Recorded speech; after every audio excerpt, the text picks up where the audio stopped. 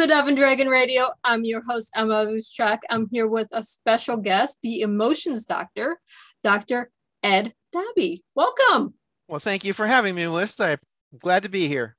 Now, you're an author, but obviously you also have a PhD in, what is it? It's in psychology. That makes a lot of sense. So your books are out and they're all about your emotions. It's getting in touch with your emotions in a sense. Yes, very much so. So what came first, being a psychiatrist or being an author? Well, I was a psychologist first. Let me kind of run through for you, if you like, how I got to be the emotions doctor. It's kind of an interesting story. Please do. In my family of origin, emotions were not dealt with very well. Now, there was no abuse. It's just emotions weren't dealt with. So in defense, I went into my head. I became cognitive. So I dealt with emotions by thinking. And that worked. It got me through high school, it got me through college, and it got me through graduate school.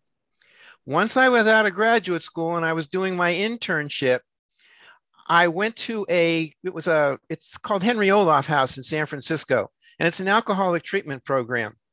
And I never had a problem with drugs or alcohol, but I went to my neighbor at the time and I said, can I join the group? And he said, no.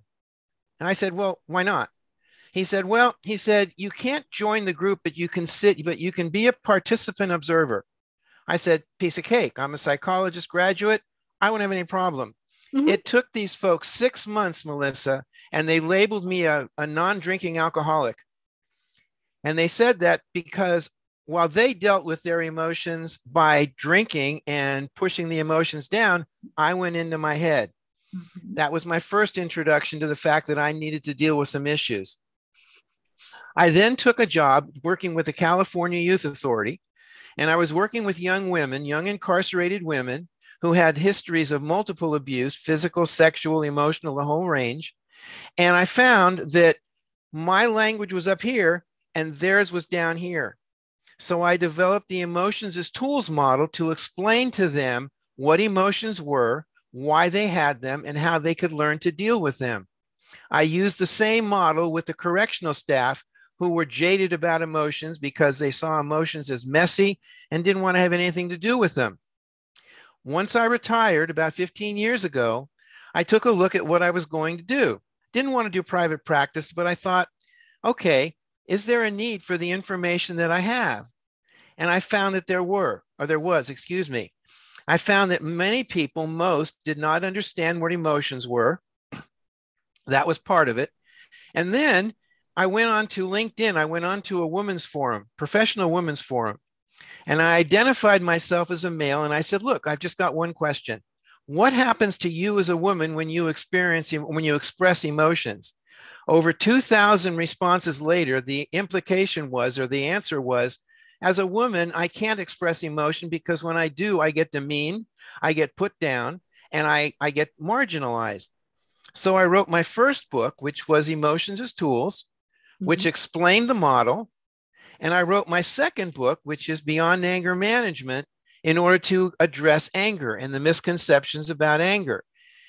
And I needed to have a label, so I called myself the emotions doctor, which every time I think about it, given where I came from, I have to laugh, but that's who I am now. But that is the excellent point of where you came from and why you do what you do. Exactly. I mean, as a woman, I can tell you, if I'm working, you do not have emotions. You cannot show them because it's a sign of weakness. And this is what we're brought up to be told. Yes, but there is an answer to that. Mm-hmm. And the answer to that is you need to learn to use your emotions as tools and strategically apply them. And this is how this works. While you can't express emotion, that's a display rule, by the way, Melissa. Mm-hmm. And where the confusion comes in is women say, well, if I can't display it, I can't experience it. And that's a mistake. Here's how it works. Once you recognize that you're angry, and the message of anger, by the way, is that you perceive a threat. You were living in caves. Our anger enabled us to respond very quickly and automatically to a threat. All threats back then were survival. Now they're psychological threats.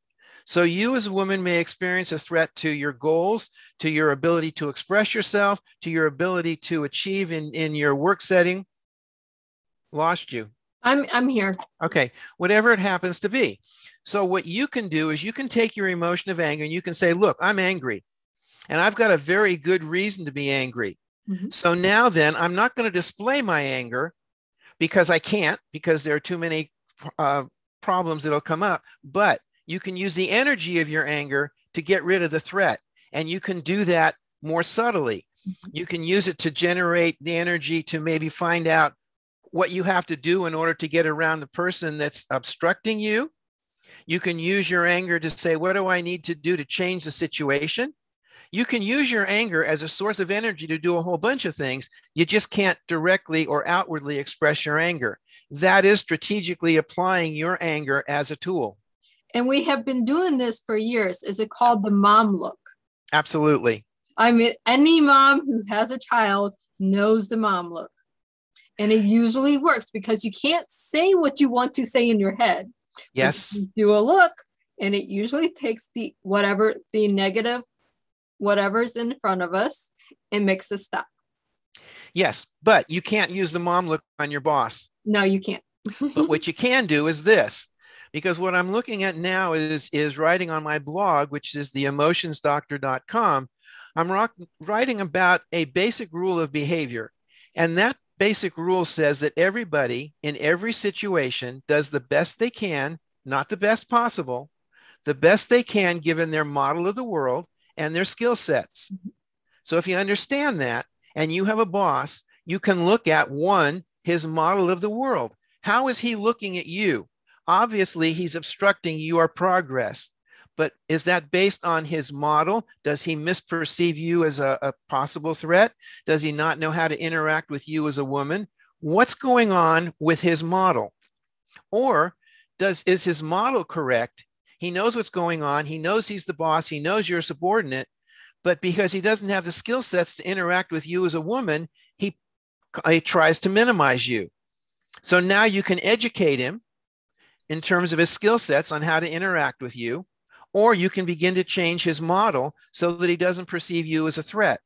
It gives you options. And again, you're using your anger and the energy of your anger to bring about corrections in the setting in which you find yourself. Does that make sense? It makes perfect sense. You don't have to get into an argument. You don't have to get into a fight. How many people do we see on YouTube and Twitter and stuff? You get into fights because of whatever the perception is at the moment. And it doesn't have to be that way. You just have to use your body language in your words to correctly change the model around you. Yes. So, but what you don't want to do is you don't want to put your anger down. You don't want to say, well, because I'm a woman, I can't get angry. Because then what you do is you take away your power. You give that power away. So if he's angry with you, then you know the message of anger is that he perceives a threat. What is it about you that he perceives as a threat? Is it a threat to his authority? Is it a threat to his knowledge? Is it just a threat because the fact that you're a woman and he's a man, whatever it happens to be? And now you can address those issues. So there's a lot of things in the workplace, just in the workplace, that we have to address. And sometimes it is they see a woman, perceive it as this person can take over my job. So then they have the inferiority because they know you have a different set of skills than they do, and they don't want to lose their position. So we have to work with them. A, do we want to climb that ladder? And B, let's change the dialogue. Let's work together instead of against each other. You've got it. And that's the whole basis for emotions as tools. Because if you understand that all emotions, and that includes grief, it includes sadness, it includes anxiety. Because if you're in a situation in perhaps a leadership position where you're anxious about something, you need to understand what your anxiety tells you. And the message of anxiety is there may be a threat. It's a future-based emotion, and that threat may hurt me. So if you understand that, now you can say, okay, what's the nature of the threat? How real is that threat? And what do I need to do in order to use that energy of anxiety? Well, what you do is you prepare. That's what my students do. I'm a university professor. My students take the energy of their anxiety and they say, I need to study in order to pass the exam. The other thing that you can do with anxiety, and there's a flip side to anxiety that most people don't understand, and that's called anticipation. Anticipation is a future-based emotion, the message of which says, wow, something good is going to happen. I'm prepared for it. I can't wait till it gets here. Mm-hmm. And so that's taking anxiety, preparing for it, and now saying, yes, that test is coming up, but I can't wait for it to get here because I'm ready. That's, again, using an emotion, anticipation, as a tool to help you better interact with and manage your environment. It is. I'm going to use a personal example here. Okay. It's like I'm getting ready to go on a trip to overseas. Okay. I have anxiety. I make up reasons why I'm anxious. I'm the queen of making things up in my head. I really am, of everything that could possibly go wrong. Does this mean the actual scenarios I'm creating in my head are actually positive or actually plausible? Yep. Or is it just me trying to find a way to get out of the trip? Once you get through the anxiety, then you have the anticipation, because now I'm excited to go. Yes, exactly. And what can happen, though, which didn't happen to you, fortunately, is you can use that anxiety can take over and you can say, have I done everything? Well, no, I haven't done everything. And now the anxiety becomes stress because you've done everything you can, but you can't prepare for everything. Mm-hmm. Now, you didn't go there. You stopped short of that, which is excellent. You used your anxiety as what's called eustress, EUSTRESS, in order to enable you to prepare. You did not go into what's called distress, DISSTRESS, which is where you can't move. And that's what often happens to people. They get anxious and they go into distress, and then it's, oh my God, what am I going to do? And they get stuck. You used it as eustress, which is exactly how you should do it. Well, I have a lot of experience with motivational coaching, so I don't want to get distressed. Exactly. I know the tools I need to make sure I don't get to that point. At the same time, I'm going to reach out to my peers, my friends, my family, to talk me out of it, because what is making up, what is actually preparing me, and what can actually go wrong? Once those areas are taken care of, then I know, okay, now I'm excited because now I know I've done my part to move ahead. And that is mastering your emotions as strategic tools. That's exactly what I write about. That's what I teach other people to do. See, I know what you do. I just don't have the PhD in it. And you don't need it. You know, but I've worked with so many people like yourself that I know what I need to do for myself. I cannot tell other people how to do it, but this is what your books are for. This is what you're for. This is for what your students are for. That's exactly correct. And it's also why I do the blog. And, you know, if I've shown the books and I think it's great. And if people want to go and buy my books, I'm all for that. But short of that, they can go to my blog, and I have over 200 entries there, and I've made it easy for people to access the information. There is an index tab in the top left-hand corner of the Emotions as Tools homepage.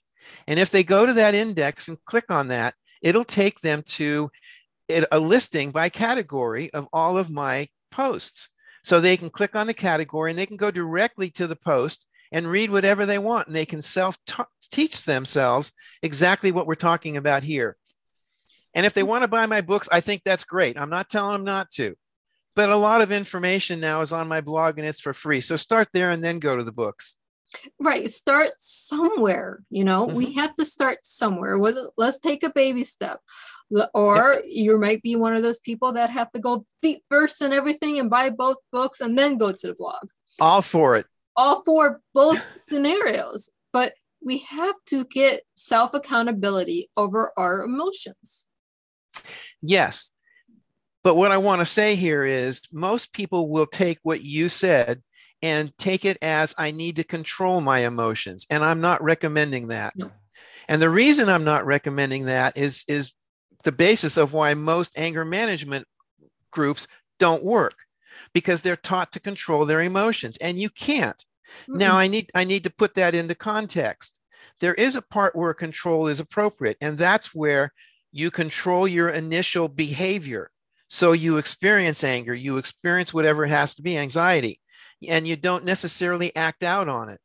But once you've managed your behavior by taking a deep breath, and what a deep breath does is it gives you psychological distance between you and whatever it is you're upset about. And then you take a step back physically from the situation, which gives you physical safety. Mm-hmm. And then you go into mastering that emotion, which is to assess what's going on and make a decision on how you want to respond rather than react to whatever situation you're facing. So I recommend mastering your emotion rather than controlling it, because beyond controlling your reaction, it doesn't work. That emotion is going to express itself. The harder you try to control it, the more it's going to express itself. Exactly. How many times do we tell our children growing up, and I grew up in the 80s and 90s, you don't show your emotions. You don't say what you're doing. You don't show anything. Yep. You're basically a robot in the 80s and 90s.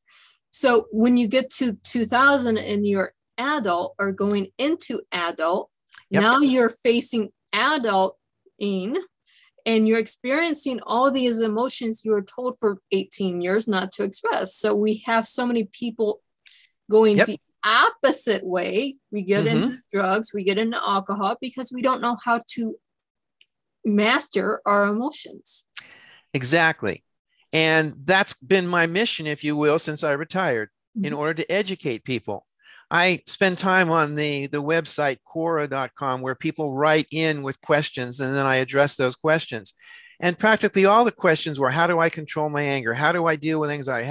Because there's still a lot of misinformation out there, and we don't have much guidance. We see celebrities who say, you know, I got angry, and if I hadn't gotten angry, I wouldn't have hurt you, or I wouldn't have done this, or I wouldn't have done that.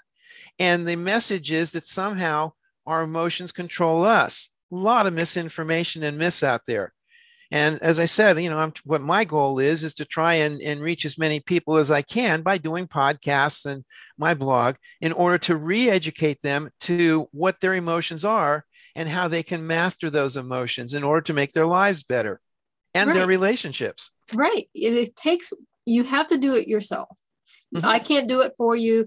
Nope. Doctor of Emotions can't do it for you, but we can give you the tools of learning how to do it for yourself. That's exactly it. And that's the message that I hope people get. Well, we can hope, because we need more people to understand their emotions and not blame their emotions on someone else and not control their emotions in a negative way. That's it, exactly. And, you know, that's another myth, the idea that there are positive and negative emotions. And that isn't true. Now, where it comes from is there are emotions that feel good. We call that the hedonic quality of the emotions that feel good, like happy. And there are emotions that don't feel good, like anger and sadness.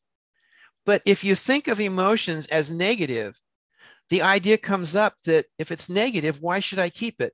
And the idea that nobody wants a negative balance in their checkbook. Nobody wants a negative evaluation at work. So we want to avoid those things that are negative. So it kind of is upsetting to me when I see people label emotions as negative, because I don't want people to get rid of any emotion. I want them to see all emotions as adaptive. If I lose somebody, I mean, a while ago, a few months ago, I had a good friend of ours, their father died, the son. And I was at the hospital, and I heard his aunt tell him, don't be upset. And my thought was, and I told him, I said, look, I said, you've got every reason to be upset. Your father just died. You've got every reason to be sad. You need to experience that sadness. You need to experience that grief in order for you to get through it and get healthy. Now, I understand where the aunt was coming from. She's an older woman, and she wanted to protect the son, this friend of ours. It's like a son of ours, so I can call him my son. He wanted to protect my adopted son from having to go through that, but it was the wrong message. Right. I understood it, but it was the wrong message. I can remember being a teenager and be told, don't cry at a funeral. Yep. Don't show your emotions at a funeral. Yep. You have to be strong for this one. You can't cry, you can't grieve, and don't show any emotions. You're there to be supportive of their spouse. That's it. And that wasn't what was needed to be heard, because, you know, we go to a funeral. It may not be our spouse, it may not be our father, but it's a loved one, regardless if it's a friend or not, you know, that we have to go through the grieving process. Exactly. No, I agree. And I hope that people see that. And I think things are changing now. I think now it's more acceptable for men to cry. It's still not totally acceptable, but we're getting there. Yeah. And men, while women aren't empowered to express anger, men are not empowered to express sadness or anxiety.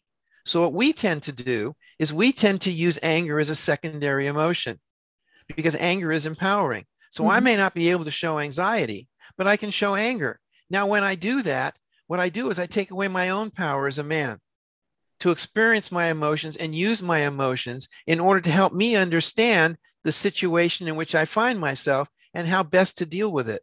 So it's a double-edged sword. Women are not empowered to express certain emotions, and men aren't empowered to experience or express others. Now, again, I see that changing, but it's not changing fast enough.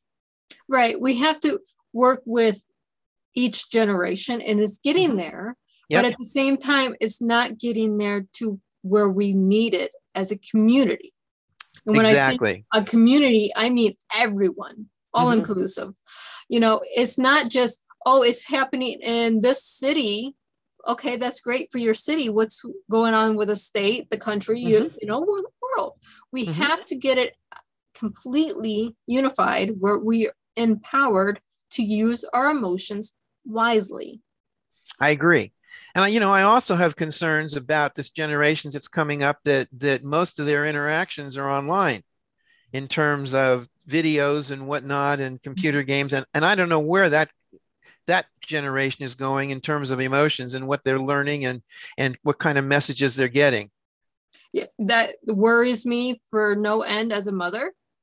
Because you have no human connection. You have children now out of school for 2 years, basically. Yep. You know, learning online, so they are completely isolated. So their teachers online, they have no human connection. And the more and more we get away from the human connection, the more we get away from emotions. That's true. And I get concerned when I read about kids who are acting out, because they're doing at-home learning, and the parents aren't quite understanding what that acting out means, what the emotions they're seeing mean. So the kid is angry. Well, what's the threat? What's the threat that the kid sees? Is it the threat that he can't be with his friends? That's possible, and that needs to be acknowledged. Is the threat that he or she feels they're falling behind, which is also true, because the studies are all saying that these kids are falling behind in terms of learning. So as a parent, I would want the parent to say, okay, let's acknowledge and validate what your kids are feeling, and let's see how we can work around that. What can we do? Can we get some extra help? Can we get you in touch with some of your friends once they've been vaccinated, or whatever needs to be done? But to acknowledge the emotions that these kids are feeling, because they're real and they need to be validated. So when you validate the emotions, you validate the kid. Right. And the kids need to be validated. They cannot be just locked away in a room for 18 hours a day and told they have no concept of emotion and their emotions don't matter. That messes a child up. Trust me. No, it does. But if you're a parent, and if you're not enlightened or educated the way you are, and you see these emotions in your kids, and you don't know, you know what the emotion is, but you don't know what it means, you're going to feel frustrated because you don't know how to help your kid deal with it because you don't know how to deal with it. Right. So it all fits together. It is. It's a never-ending circle that we're seeing little splinters split off on it. So we finding ways to get off the circle, but at the same time, we need to break it completely. Yes, that's exactly correct. And I heard you on one of your podcasts that you have a kid on the autism spectrum. Yes, it's even more difficult for you to explain to your child what your child is experiencing and going through. It is, especially when she was little. I mean, for an autistic child between the age of 4 and 10, those were the hardest years for me because she couldn't tell me what she's feeling. She's just acting out. Well, I don't understand why she's acting out because she can't articulate what's going on for mommy to fix it. The good news is, by the way, that the profession of psychology and psychiatry has come a long way. I first became interested in psychology when I was at a camp for exceptional children way back in the Stone Age. And I was working with autistic kids. And back then, the professionals were blaming the mothers as schizophrenogenic mothers. They were blaming the mothers because they didn't understand what autism was. We have come a long, long way in terms of our understanding. Yeah. So in your case, I'm glad that you're having to, not that you have to deal with it at all, but that you can deal with it now with so much more information is available than was back then. It was primitive back then. Oh, just in the last 10 years, I've seen a lot of growth within the psychology network, within the autism network, with more research sources that are out there to help explain how to deal with certain things. Yep. Because it's not just, oh, I'm mad or upset. It's, you have the sense of touch that's hypersensitive, sound sensitivity, light sensitivity, things that we normally don't deal with that our children do deal with. So it could be just they're mad because it's too bright. And I can't say this light's too bright because that's the normal setting for us, but it's too bright for them. That's true. And see, and what you've just done is you've said, I need to understand it from their perspective. And that's what I'm trying to get across to everybody about their emotions. When I'm dealing with another person, I need to understand what they're feeling and expressing and perceiving from their point of view as communicated to me by the emotions that they're expressing. Same idea, different context. Yes, but we are almost out of time. So once again, where can our listeners and our viewers find you? Okay, they can find me at theemotionsdoctor.com. That's my blog. That's TheEmotionsDoctor.com. My email is theemotionsdoctor@gmail.com. And that's the best way to reach me. It's nice and simple because it's all together. It's all, what we're discussing today is all about your emotions. Let's go with this for the listeners. It's about your emotions. And this is the doctor that you can reach out to. Exactly. And I'm on LinkedIn and I'm also on Amazon. So thank you so much for being on the show today. Thank you for having me. It's been a fun discussion. It really has. And for all of our viewers and our listeners, happy reading.